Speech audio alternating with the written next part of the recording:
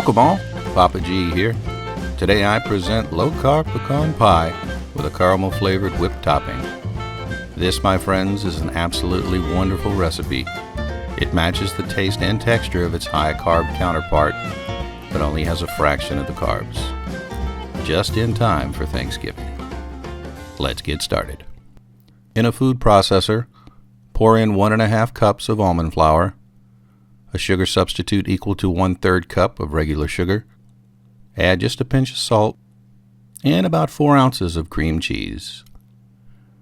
Pulse and mix to combine. You'll know you're done when it comes together and forms a moist dough ball. Place the dough in the center of a 9-inch pie dish. It may help if you flatten it a bit first. Using your hands, slowly press the dough down, spreading it outward and up the sides as it flattens.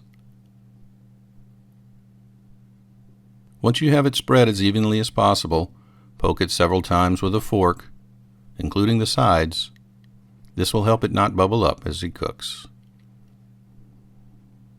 Place the pie crust in the middle of a preheated 350-degree oven for about 12 minutes. When it comes out, it'll appear a bit drier and have that just about cooked appearance, which is just where we want it. While it cools down a bit, we'll work on our filling.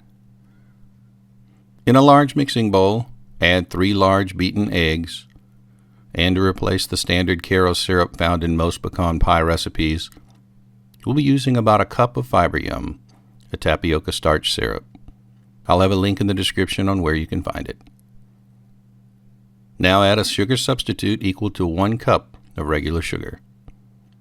Mix with a whisk to combine. Add some vanilla extract, a bit of salt, and about a ½ teaspoon of xanthan gum. And now we'll finish with some melted unsalted butter. Mix thoroughly with a whisk to combine.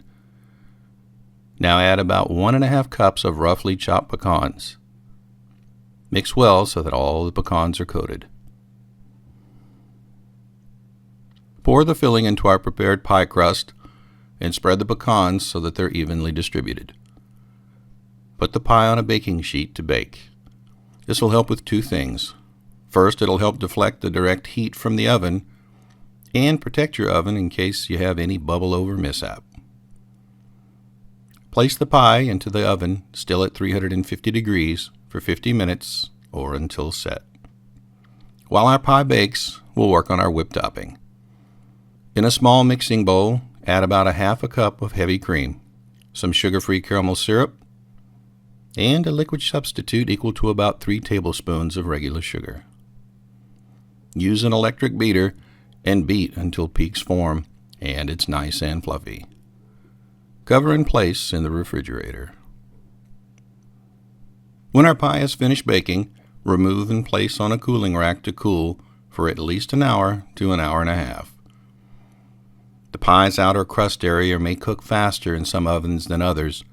If you find that to be the case, just wrap the outer edges with foil halfway through the cooking process.